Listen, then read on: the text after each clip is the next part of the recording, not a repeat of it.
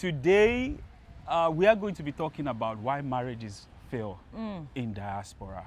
It's a serious topic. It's a serious topic. topic. It is indeed a serious topic. I can categorically tell you guys, since we've been married, our marriage has been more tested abroad than it has been back in Africa. And that's why. Well, if you look at the statistics of the way marriages break up when they move abroad, you'll be like, what went wrong? Yeah. Mr. Lagbaja and Mrs. Tamedu, they were very cool in Lagos. They were cool in Benin City. They were doing very well. And after they moved abroad, we begin to hear bars, blows left and center. And you'll be like, what could have gone wrong? Is it the weather, the Oyibo food, or being at the snow? you know? Or maybe it's something deeper, you know? Yeah.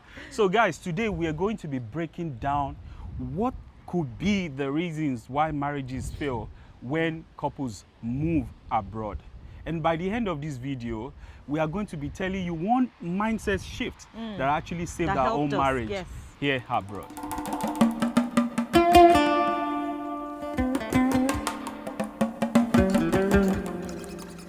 Hi, my name is Anish. Hello, my name is Rom. And together we are Rom and Anish of European Living. European Living is your best couples show on YouTube. Absolutely. Where you can get to know everything about marriage and lifestyle, fashion, anything, travel in Europe and everything in between.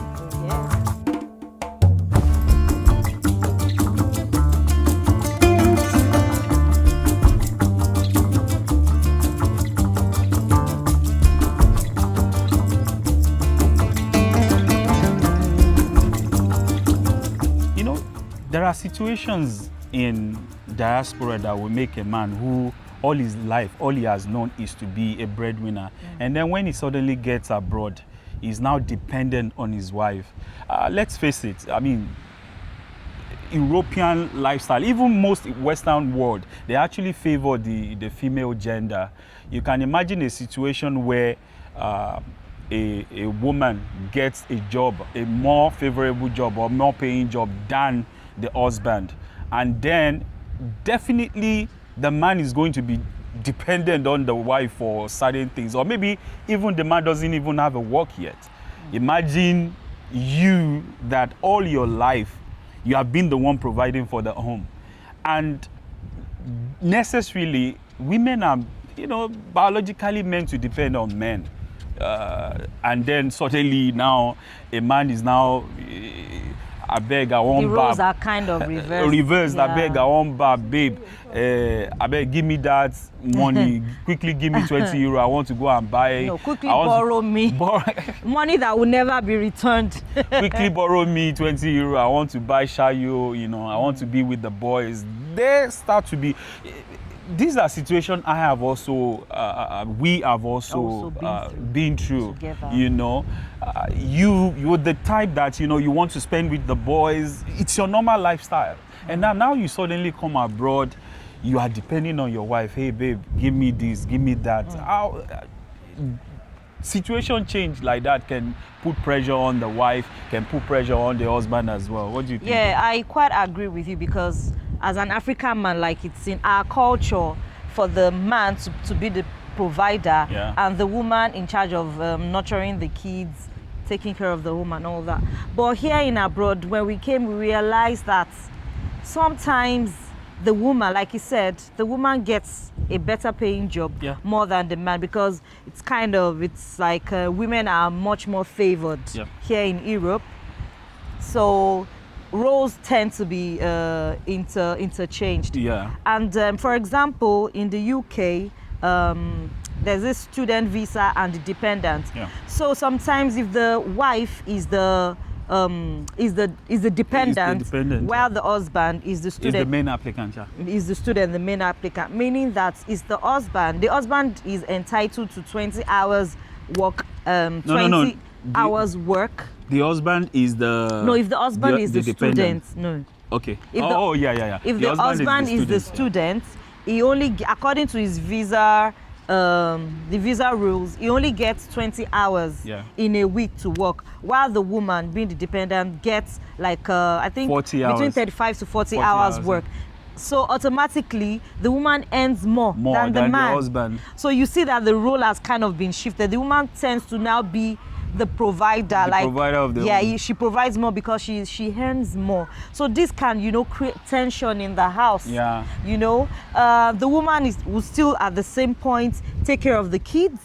Well, sometimes the woman might see the man as, oh, you're not bringing anything to the table. You know, the woman might get frustrated because it is not in our nature to provide. So this causes tension in the home. Yeah, like I said earlier, I mean, as she also mentioned that, you know, it is normal, it is innate for we men to provide. Exactly. And when you cannot provide at all, you start seeing yourself, am I man enough? Yeah. You know, because now, you know, as we said, the role has been shifted now. Now your wife is the one providing for the home, while you are more laid back.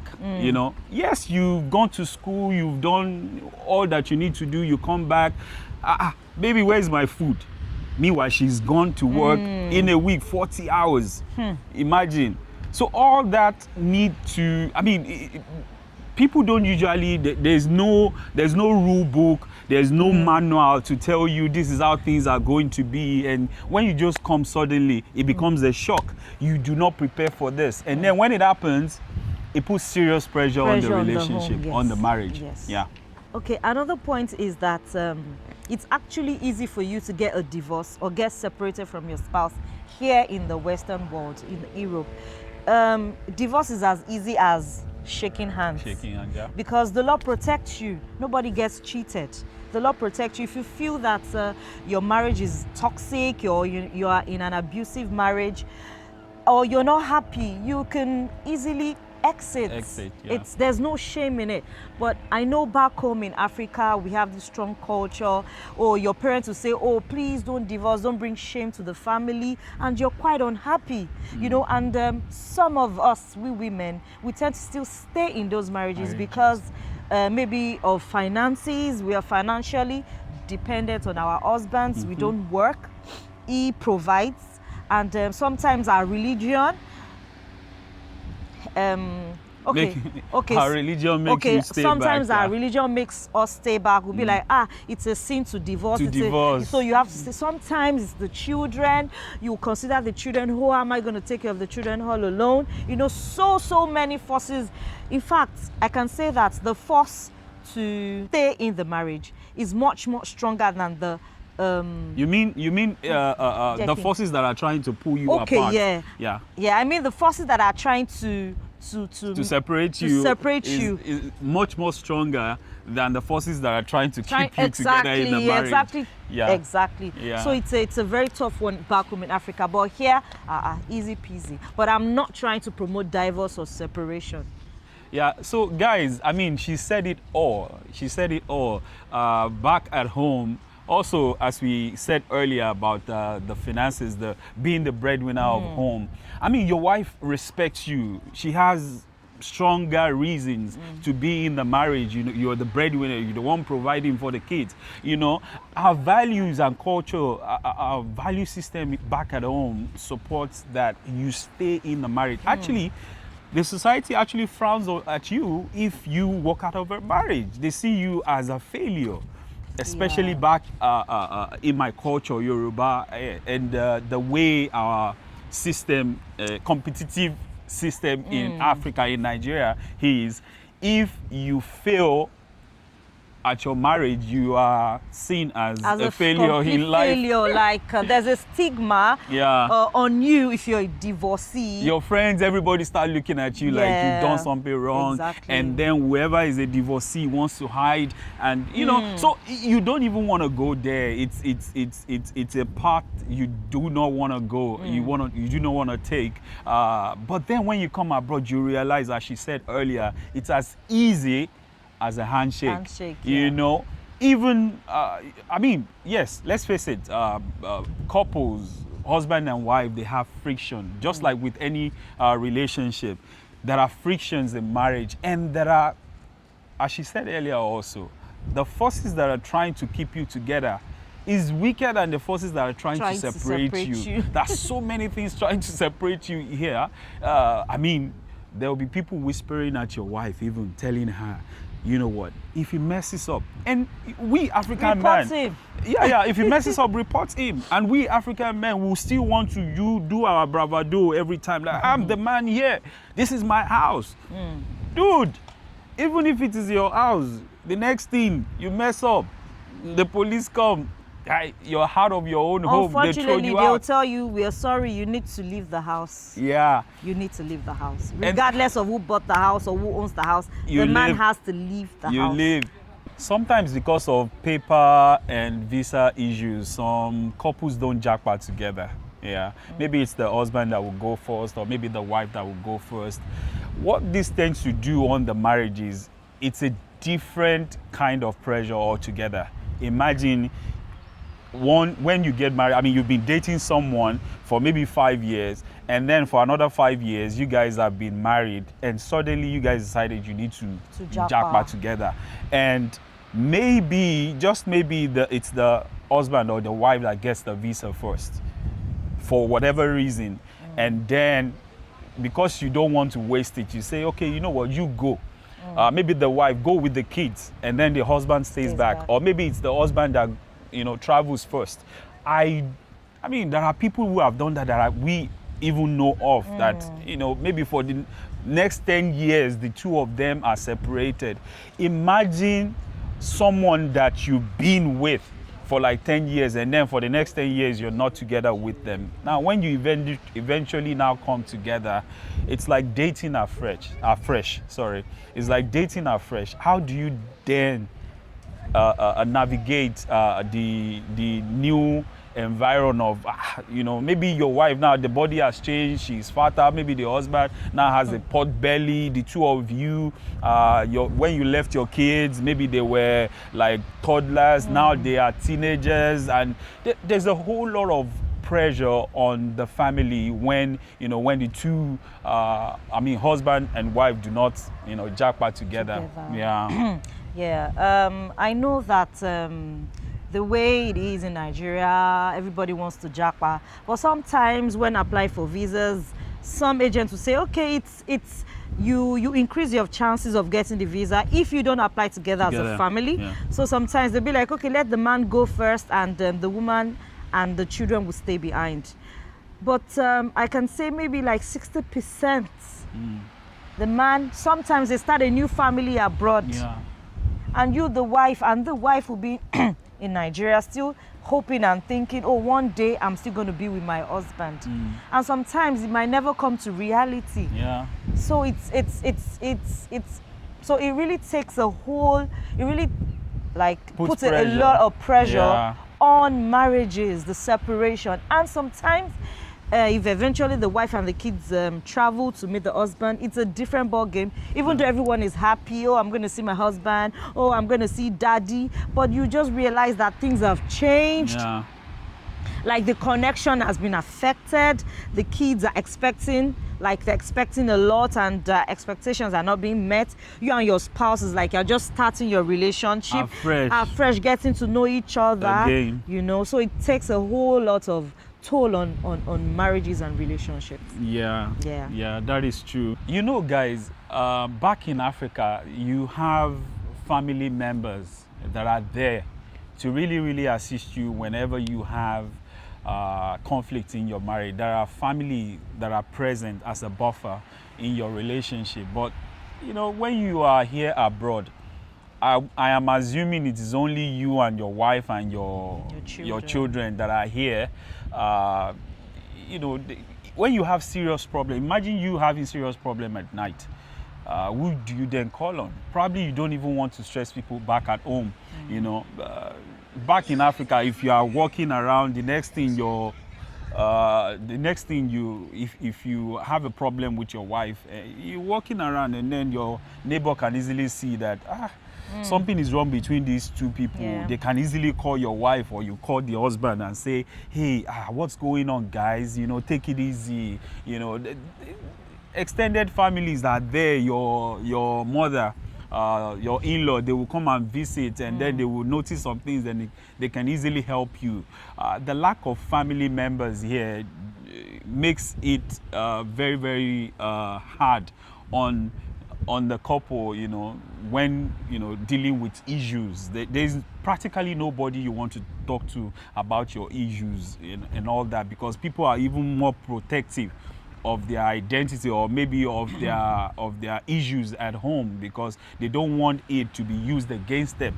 We've had cases where, you know, you tell your friend, oh, this man is beating, he's always, you know, beating the kids seriously, and then the neighbor goes to go and report and say, this man is always taking out his frustration on the kids, and then what happens? It becomes a serious topic. People are more protective of their household secrets, you know, than, you know, going out to go and be sharing. So lack of family member abroad is also a very, very strong reason why I believe people have problems, you know, abroad, where marriages fail. There's no pastor self, you know. Pastor self don't go work. Pastor self don't go take double shift. Pastor self he don't go also. Yeah. You know. Yeah. So. Yeah. In here in abroad, everybody minds their own business. Even your neighbor. If your neighbor's house is burning, the best thing you can do is just call emergency. Yeah. Unlike in Nigeria, that everybody will gather, but here you just call emergency. Like, that's the way people mind their businesses. Yeah. You might not even know your neighbor. Maybe you just see them once in a month. Everybody's busy, you know. So we don't have the privilege of extended family members that can help us resolve. Except we call home sometimes. Maybe we call our parents, you know, or pastor for people that are Christians, or you call your Afa for people that are Muslims, just to help you resolve. And we as Africans, we are not really open to counseling. We're not really open to counseling. Do we even know what counseling is? Yeah, we're not when really they tell open you to. about We'll be therapy, like, so I should go and sit down in front of somebody. I should go and pay somebody. I should go and pay somebody and be telling him my problems. I beg, come out, you know. Yeah. So even though people are opening up to so we are beginning to recognize the position of a therapist. You know, when we go through issues, you want to talk to someone who is more knowledgeable in the area, who is like able to point out to you that okay, so this is likely the problem that you guys are having. Bias. Yeah. About money also, what do you think about money? You know, sending money back home is also another thing. The bills that you have to pay puts serious pressure on you. You can imagine if you now have, you know, let's say she has all her family members abroad. I have all my family and extended family back in Africa, and then she's the one working for the money. Okay. So who sends more money home? It's going to be me now. And you are the one working for the money. Yeah, so it really takes a lot of understanding. Yeah, it takes a whole lot of understanding. It really takes a whole lot of understanding, because in abroad things are expensive. In Nigeria, you pay your rent just once in a year, but in abroad you pay every month. Meaning that when you get paid, your bills, your house rent, your electricity, your what else? Your electricity, internet bill, your car insurance. You know, a lot of things. Your child's child care. Maybe your kids are still small. You pay for crèche. So many expenses. And the funny thing, the funny thing is that majority of all these expenses, of all these bills, are mandatory. Yes. They are not something you can skip. You can't skip your rent and say, exactly. I go give you the money later. There's no, you don't even know your landlord. Talk less of saying, I beg, I go pay next month. No, you don't even have any relationship with your landlord. Landlord, yeah. It's just you pay your bills. And I don't know if it's UK or America that is currently saying that, I think it's the UK, that your bill, your rental will be tied to your account now. Meaning they are deducting it from source. So once it's time to pay your bill, they deduct it from your account. So it's not you affecting the payment now. It's actually just And it's the same way, internet, car insurance, you have to pay all this. You don't pay it, you can't move, you can't leave. Yeah. Imagine if you have to drop, if where you live is a little bit far away, even though it's usually not the case, but let's say where you live is a little bit far away from where your kids' school, and you have to drop them, meaning maybe you have to drive and you don't pay your insurance. If you don't pay your insurance, your car cannot be on the road. Should not be on the road. Your car cannot be on the road. So a whole lot of all these bills, we are not used to the monthly billing system in Africa. We always have a way of making things work, you know. I'll sort it out. One money go rest, you know. But here, once you receive your, and remember, she's the one working for all the money now. Maybe she has plans also. I mean, maybe she has plans because she's the one working for the money. She has every right to say, hey, you know what, this month, maybe I want to treat myself. I want to go out with the girls. And they're already calling you. My brother is abroad now. You should be able to send me something. And then maybe she now eventually spends the money and all that. Or I go into our account and spend the money, forgetting about the fact that we have to pay bills. Or, as I said, she pays the money and, I mean, does whatever she wants to do. After sorting out all the bills in the house, she decided to say, you know what, let me treat myself. And then there's now issue. But I told you now, I told you that Baba Risi needs money now. What are you saying? And then issues happen. This might be little, but then it puts pressure, serious. Yeah, on the marriage. I remember back then, babe, back then in Africa, my church, we used to organize a singles and married seminar, kind of. And I remember that the pastor then told us that the number one reason, why, I mean, top on the list of why marriages fail is finance. Back then, I didn't used to understand that. Why money? If we go live for village now, for one island, where we go to break coconut, the chop. But bro, I've been in it for some years now. We've been in it for some years, and I can tell you, if you do not address the finances of a home, it has a way of putting serious pressure. The two of you will like each other. No. So are you trying to tell me I don't know how to spend my money? Are you trying to, especially if it's the man now that is the one making money now, you now start doing bragado because you're already the breadwinner now. You go buy drink, and your wife is now telling you, you are buying drink, and we've not paid this bill. You know, are you trying to tell, okay, if she's the one paying the bill, so you've forgotten all I did for you?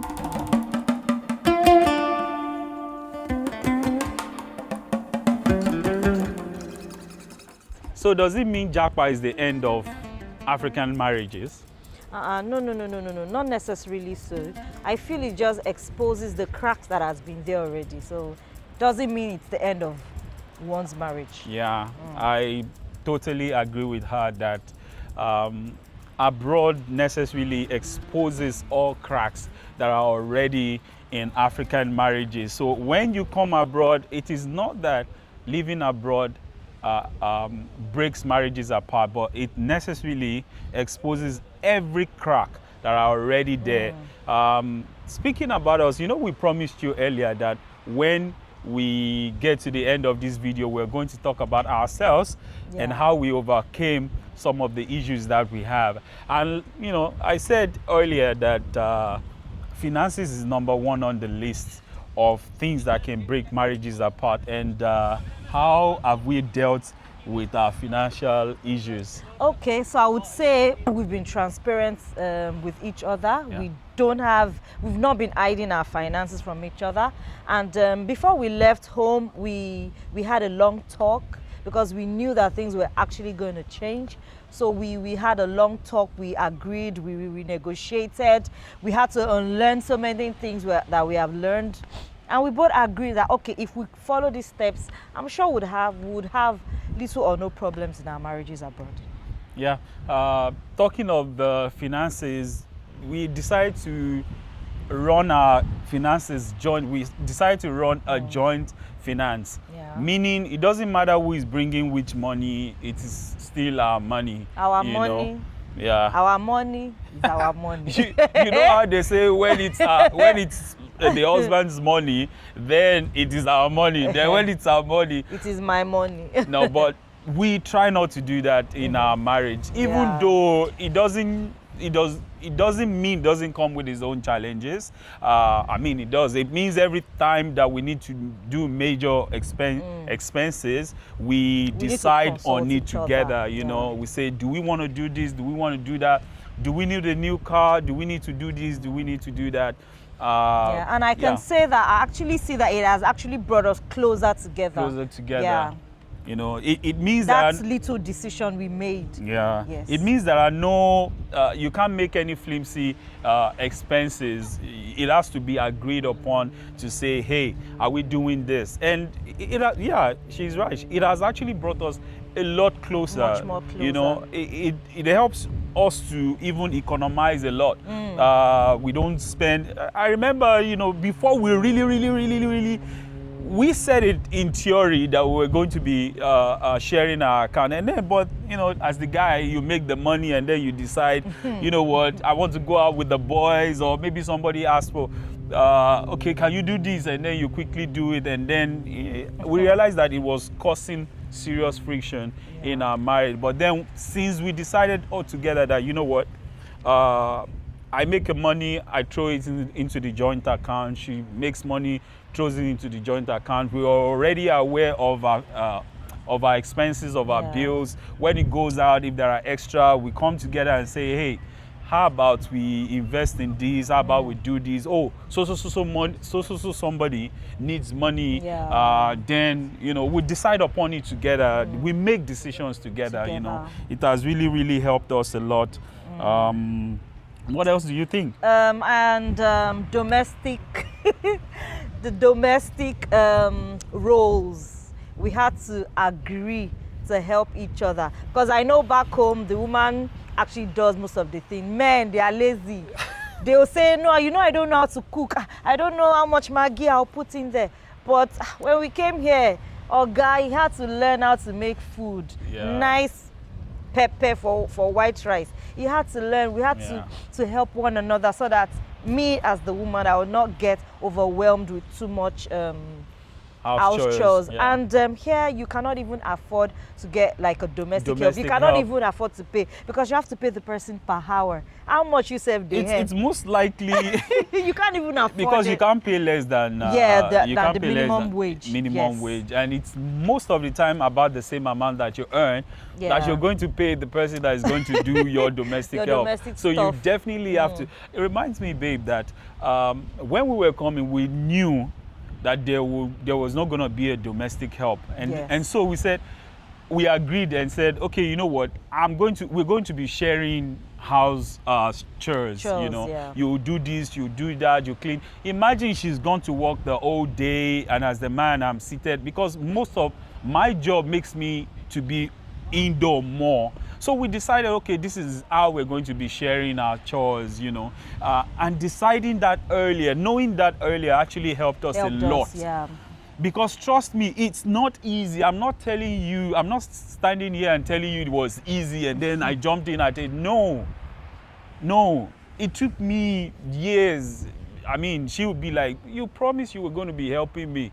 And then I won't be in the mood. Now I see myself washing the dishes, doing the dishes or... yes, there are machines that do all these things for you, but trust me, being the one to go pick this, go put it there, go do this, go do that, it's not what we African men are used to. So I had to do a whole lot of relearning, you know, to get used to that again. And another thing, speaking about marriage breaking up abroad, we decided early in our marriage that we're in this together forever. You know, it's kind of our watchword. We'll stay here. We'll stay here no matter what. No matter what. We've been through things, you know, that have shaken our marriage, and then, you know, because we resolved earlier on that we know that there's no relationship without its conflicts. Problems. You know, there's no relationship, there's no marriage without problems. And then we decided earlier on, you know, guy, babe, this is what we do. There's no exit here. We work it out. We work it out. And so that has really, really helped us a lot. You know, whenever we offend each other, we know there's no exit. And it's also the reason, I believe it's one of the reasons that has helped us in sharing a joint account together, because when you know you're not building a separate house somewhere, you know you're doing it all together, you know. So it's really helped us. We know there's no exit strategy in this situation, you know. And so it also helps us to how we resolve our conflicts. Conflicts, yes. We've put a system in place that, okay, so we can't go 24 hours without speaking to each other, you know. When we have conflicts, the way we resolve it is actually funny. Your food is there. Your food is there, go and eat. Instead of him to say, okay, I'm coming, he'll be like, You'll be giving me monosyllabic answers. She doesn't starve me. No, I don't starve him. I'm so happy for that, you know. It's not like, so she will cook the food. I mean, she will be angry with me as well. The food is over there. I'll just go over, you know, microwave my food. Or sometimes she, depending on the gravity of what I've done, of his my sin. Of his sin. So I mean, she, you know, if it's a little bit of issue, she will still serve me. Your food is there, and me, I don't get angry and say I'm not eating. He doesn't get angry at food. He will eat with shame. Oh my God. Thank you. And you know, where you all go for abroad to go and spend one huge money to go and eat out. So yeah, it has really helped us. By the time you eat breakfast, lunch, dinner outside, that your pride it will calm down. So with us, and other things that I feel has also helped us is that we make time for each other. We decided to actually go for at least one date night once in a week, and which we have been consistent, and it has really helped us to get closer. We talk about stuff without the kids. And even at home, we do this 1 hour no phone. Yeah. Is it phone fasting or what?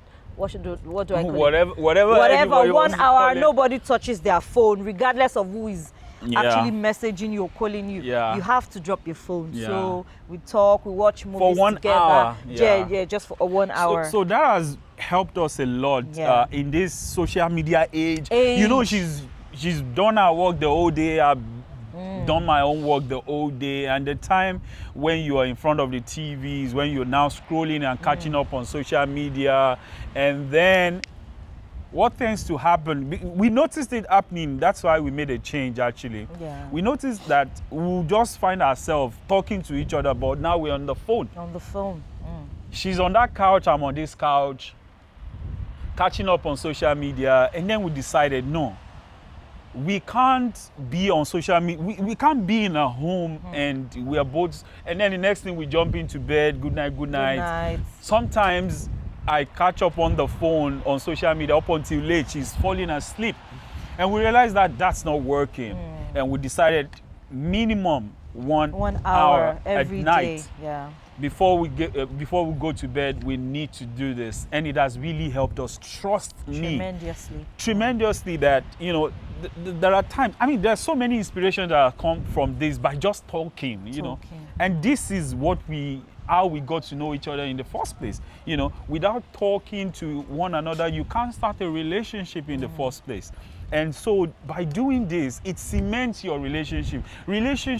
Marriage, there's nothing, it's not sex, guys. You can't be having sex every day of the week for 1 year, bro. But what you definitely be doing is talk. Disagree, agree, solve problem, discuss about this and that. No gossips. Well, you can gossip, you can talk about this and learn from, you know, and learn from this and that. But talking has really helped us, guys. Talking has really helped us, guys. So, guys, we've come to the end of this topic today. Guys, if you know of anyone, or Maybe you've heard of someone whose marriage has suffered issues because of they coming abroad, or if it's you, if there's any way you've also been able to solve marital problems abroad, please comment, share to people. Comments. You know, we need to have this conversation. We that are living in diaspora, we need to have this conversation. You'll never know who this video is going to help. You know, you'll never know. So please do share, like and comment. And the big one is subscribe, guys. We'll see you another time. Au revoir. Au revoir.